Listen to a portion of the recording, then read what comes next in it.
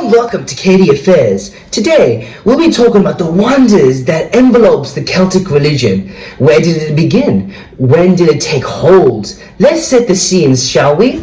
Ireland, England, around 1200 BC. The depiction of the universe's origin was the driving influence of the Celtic followers' perception of the world. Celtic religion, like many other faiths, depicted guidelines around the behavior and morals that would be held by their devotees. As necessary to satisfy the supernatural deities, the Celtic religion was heavily complemented with many mythical elements that they believed could be achieved through sacrifice. This, they believed, allowed them to live a prosperous and fulfilling life.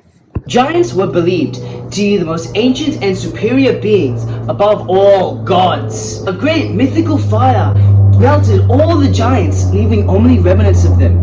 Their hair used to spout trees and forests. Their blood created oceans and rivers. Bones created mountainous regions that would later become the homes of the gods.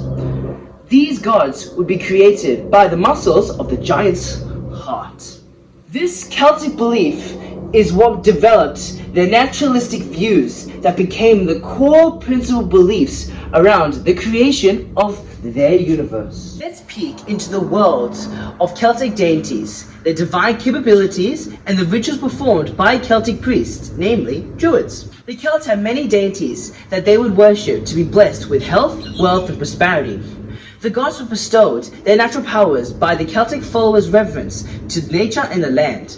These deities were centered around the important aspects of nature that allowed their respective communities to live and thrive.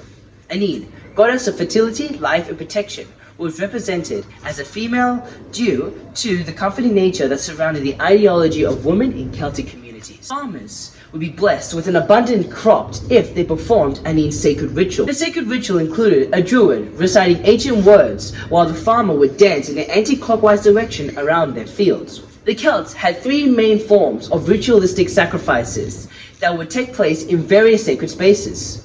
Human and animal sacrificing, votive offerings, and head cults were common practices. Human and animal sacrificing were used as common methods of communication with the gods on a spiritual plane. They would normally be done near rivers and bogs, depending on the deity the offering was for. Example, Tyrannus, god of the people, had his victims burned and thrown into bogs. Head cults were heads that would be collected from battlefields and displayed in front of their Celtic homes. Ironically, a sign of humanitarianism. Votive offerings were relating to how objects representing a deity would be used to appease them in specified rituals. An example of this is Celtic, goddess of disease and plague. A corn dog was made and worshipped by farmers. This idol was to ensure their crops did not fail. The Celts had rituals for the dead. They would be buried with treasured possessions and food. It was believed that the dead would reincarnate into different facets of nature, such as plants, spirits.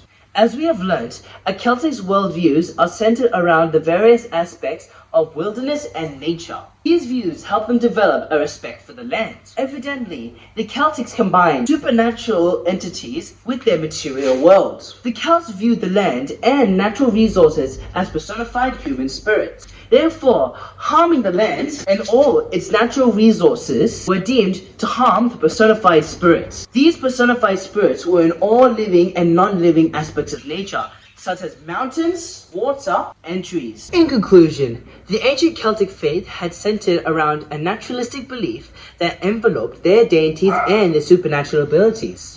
Their unusual sacrifices to appease the gods to obtain blessings resonate in modern, censored Celtic society. The ancient Celtic society perceived nature as the divining rod guiding their method of agriculture, thus illustrating their faith in nature, which widely spread throughout Greater England and beyond, entrenching their mark in history.